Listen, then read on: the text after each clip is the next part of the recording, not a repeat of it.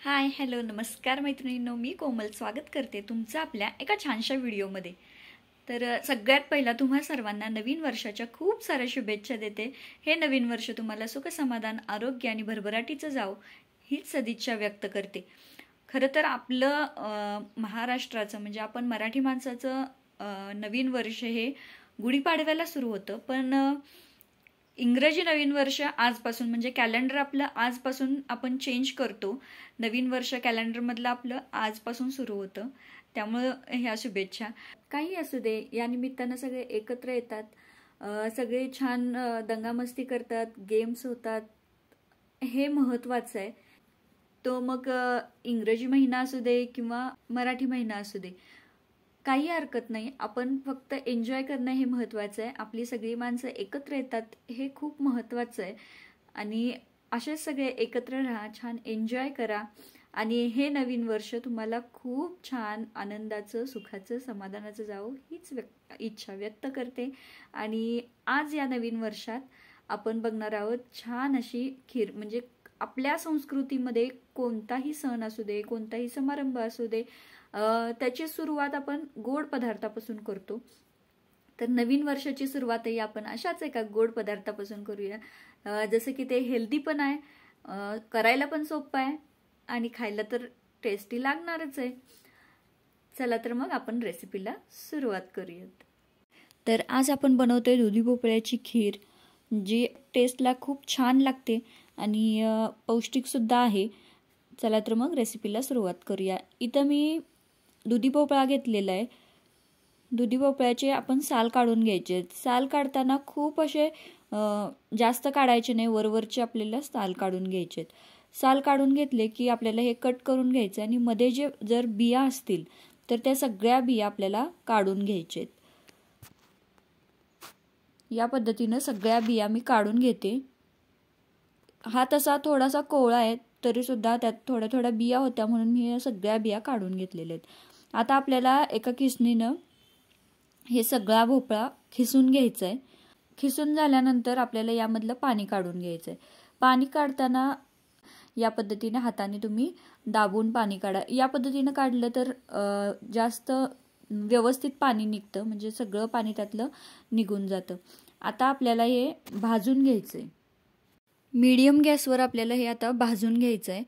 तर सगळा दुधी भोपळा इथं घालून घेते, असं सुट्टा करून टाकायचा जेणेकरून व्यवस्थित भाजला जातो।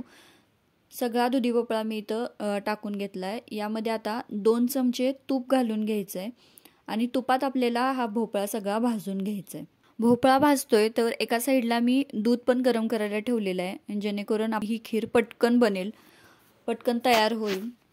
भोपळा भाजताना आपल्याला ते हलवत राहायचं आहे जेणेकरून ते चिकटणार नाही आणि करपणार नाही। त्याचा थोडासा कलर बदलला की यामध्ये आपल्याला ड्रायफ्रूट्स घालून घ्यायचे आहेत। मी इथं काजू, बदाम आणि बेदाणे घेतलेले आहेत। यामध्ये तुम्ही तुमच्या आवडीनुसार तुमच्याकडे जे उपलब्ध असतील ते सगळे ड्रायफ्रूट्स यामध्ये घालू शकता, त्यामुळे अजून हेल्दी ही खीर बनेल। हे सगळे ड्रायफ्रूट्स त्या दुधी भोपळ्याबरोबर आपल्याला 1 मिनिटभर छान असे परतून घ्यायचे आहेत। ड्रायफ्रूट्स पण आपण दुधी भोपळ्याबरोबर परतल्यामुळं त्याला तुपाचा छान फ्लेवर लागतो आणि टेस्टला पण छान लागतं। त्यानंतर आपण इथं दूध घालून घेतलं आहे। मी इथं अर्धा लिटर दूध घालून घेतलेलं आहे। आता हे छान आपल्याला उकळून घ्यायचं आहे। बारीक गॅसवरच छान उकळायचं आहे जेणेकरून आपलं दूध खाली चिकटणार नाही, करपणार नाही। आता यामध्ये मी 5 चमचे साखर घालून घेतले।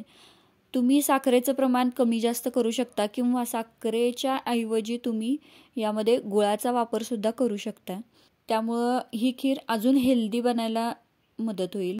आता हे दूध आपल्याला थोडंसं आटवून घ्यायचं आहे। इथं मी दूध घेतानाच फुल फॅटचं दूध घेतलेलं आहे, म्हणजे म्हशीचं दूध मी घेतलेलं आहे।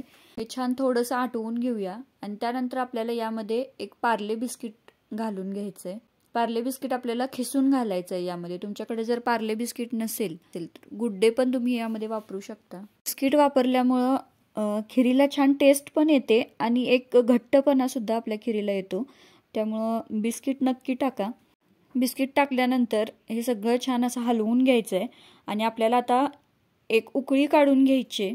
बिस्किटमुळं दाटपणा येतोच, त्यामुळं आता जास्त आटवायची गरज नाही। या स्टेजला आता वेलची पावडर घालून घेते। एक छोटा चमचा मी वेलची पावडर घालून घेतलेली आहे। छान मिक्स करायचं, एक उकळी काढायची आणि गॅस बंद करायचा। इथं आपली छान अशी खीर तयार होते। खीर बघू शकताय या पद्धतीनं झालेली आहे, थोडीशी घट्ट झालेली आहे आणि ही जेव्हा गार होईल त्याला अजून ह्याचा दाटसरपणा वाढेल, म्हणजे घट्ट होईल थोडी अजून। इथं मी एक टीप देते, तुम्ही जर साखरेऐवजी गुळाचा वापर करणार असाल, जेव्हा आपण आपली खीर बनवून पूर्ण होते आणि आपण गॅस बंद करतो त्यावेळेला गुळ घालायचा। गुळ घालून जर तुम्ही ती खीर उकळली तर दूध खराब होण्याची शक्यता असते, त्यामुळं गॅस बंद केल्यानंतरच तुम्ही गुळ वापरा। तर अशी ही हेल्दी आणि छान अशी रेसिपी तुम्ही नक्की एकदा करून बघा आणि कशी झाली कमेंटमध्ये सांगा। तर आजचा व्हिडिओ तुम्हाला कसा वाटला, आजची रेसिपी तुम्हाला कशी वाटली नक्की कमेंटमध्ये सांगा। व्हिडिओ थोडा जरी आवडला असेल तर व्हिडिओला एक लाईक नक्की करा। चॅनलवर नवीन असाल तर चॅनलला सबस्क्राईब करा। पुन्हा भेटू अशाच एका छानशा व्हिडिओमध्ये। तोपर्यंत खुश रहा, आनंदी रहा आणि स्वतःची काळजी घ्या। धन्यवाद।